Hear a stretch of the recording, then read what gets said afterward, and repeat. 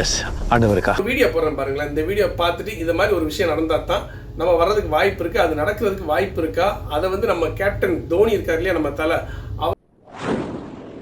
நடந்துகிட்டு இருக்கக்கூடிய IPL 2025 point ஸ்டெப்ல இப்போதைக்கு முதல் 4 இடத்துல பிளே ஆஃப்ஸுக்கு தகுதி பெறக்கூடிய நிலையில இருக்கக்கூடிய முதல் 4 அணி எதுனா, டெல்லி வந்து 6 மேட்ச் விளையாண்டு 10 பாயிண்ட்ஸ் 5 மேட்ச் ஜெயிச்சிருக்காங்க.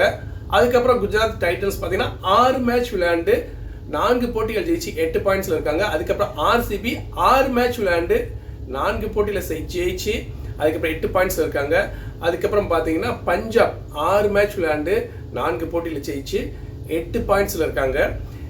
6 மேட்ச் ஏன் அழுத்தமா சொல்றேன்னா, இவங்க 4 பேருமே வந்துகிட்டு பிளே ஆஃப்ஸ்ல முதல் 4 இடத்துல இருக்காங்க. ஆனா விளையாண்டது வெறும் 6 மேட்ச். 6 மேட்சுக்கே இவ்வளவு பாயிண்ட்ஸ் வச்சு பிளே ஆஃப்ஸ்ல முதல் 4 இடத்துல இருக்காங்கன்னா, அதுக்கப்புறம் இருக்கக்கூடிய மீதி இருக்கக்கூடிய எல்லா டீமுமே 7 மேட்ச் விளையாண்டுருக்காங்க. அதுலேயும் குறிப்பாக பார்த்தீங்கன்னா, இப்போ 4வது இடத்துக்கு சென்னை சூப்பர் கிங்ஸ் வந்துரும்னு சொல்லி நம்ம வந்து பெருமையாக பேசிக்கிட்டு இருந்தாலும், அந்த 4வது இடத்துக்கு LSG வந்து 8 பாயிண்ட்ஸோட வந்துக்கிட்டு ரெடியாக வந்து போட்டி போட்டுக்கிட்டு இருக்காங்க. புரியுதா?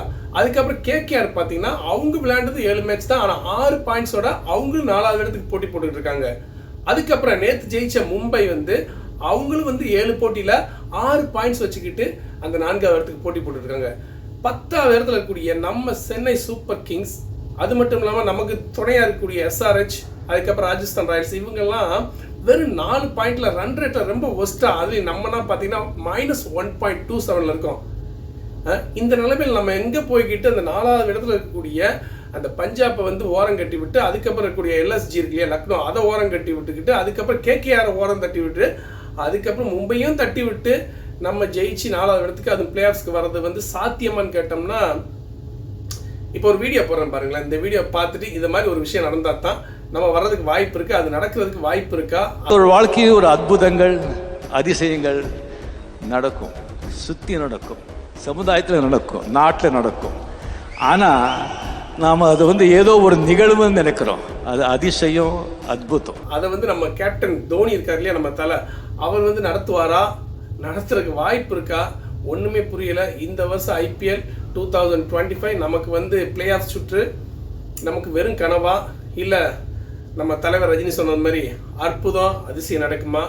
பொறுத்து வந்து நாளைக்கு நடக்கக்கூடிய மேட்சோ, நாளைக்கு இல்லை சாரி, ஞாயிற்றுக்கிழமை நடக்கக்கூடிய மேட்ச்சில், மும்பைக்கு எதிராக நடக்கக்கூடிய மேட்ச்சில் நம்ம சென்னை சூப்பர் கிங்ஸ் வெற்றி அடையுமா இல்லை தோல்வி அடையுமா? அந்த மேட்ச் ரொம்ப குரூஷியலான கேம்.